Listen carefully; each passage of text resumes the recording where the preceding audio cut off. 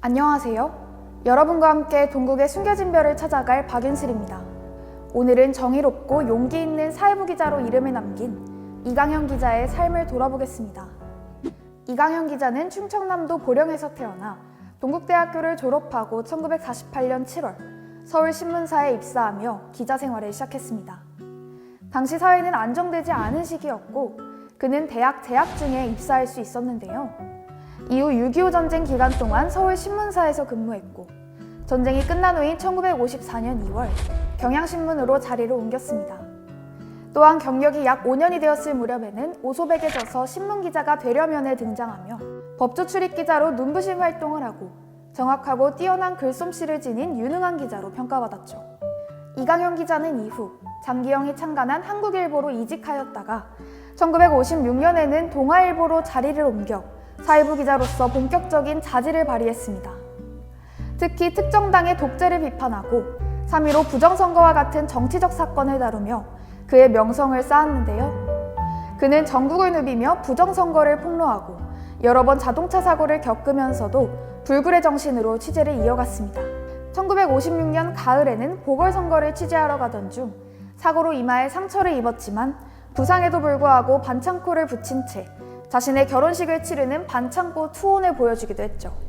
또한 4.19 혁명 당시 이강현 기자는 동아일보 순회 특파원으로서 영호당과 충청남도를 돌며 특정 당의 부정선거 실태를 파헤쳤습니다.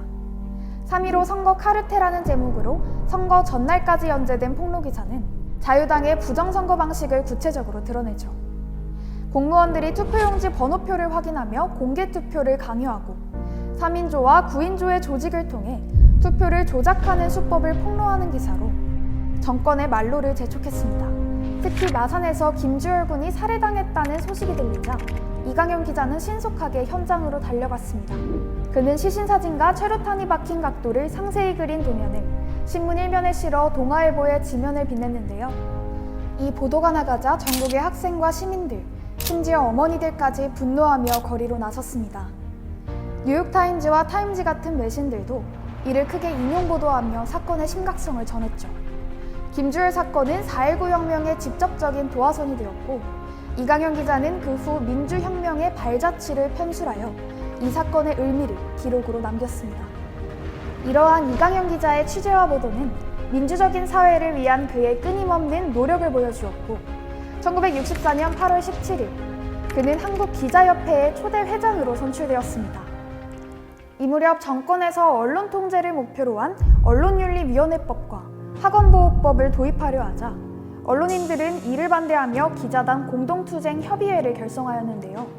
이후 이들은 조직을 발전적으로 해체하고 8월 17일 신문회관 3층 강당에서 역사적인 한국기자협회를 창립했습니다. 창립총회는 동아일보 사회부 차장 이강현을 초대 회장 자리에 만장일치로 선출했다고 하죠. 기자로서 독재 정권에 저항한 경력으로 보나 그의 포용력으로 보나 기업의 기틀을 다지는 데 가장 적절한 인물이라는 데 의견이 일치했기 때문입니다. 그는 초대 회장으로서 언론자유 수호를 위해 투쟁하고 이듬해 4월 그는 제2대 회장으로 재선출되었습니다. 이후 이강현은 동아일보 출판부장을 거쳐 1965년에는 동아일보를 떠나 중앙일보 창간에 참여했고 그가 세상을 떠났을 당시 한국기자협회에서는 기자협회장으로서 처음으로 그의 장례를 치러주며 그가 남긴 업적을 기렸습니다. 이강현 기자의 딸 이정옥 전 KBS 글로벌 센터장은 아버지를 강직하고 용기 있는 사회부 기자로 회고하며 특히 그의 정확한 기사 작성 능력을 언급했는데요. 취재 수첩 없이 기억만으로도 주요 내용을 빠짐없이 기사화했던 그는 두뇌 녹음기라는 별명을 얻기도 했죠. 그는 5.16 쿠데타 이후 정권의 회유에도 불구하고 군부 정권과 거리를 유지하며 독자적인 언론 활동을 이어갔습니다. 대통령이 지방순회에 헬기를 함께 타고 가자고 제안했으나 이강현 기자는 이를 거절하며 원칙을 지켰고 대신에 이완희 기자가 탑승하여 그 후 사장 자리에 오른 일화도 전해지는데요. 이정옥 씨 또한 아버지의 길을 따르며 그의 정신을 닮으려 노력하였고 베테랑 방송기자라는 수식어를 얻어내어 언론계를 빛내는 인물이 되었죠.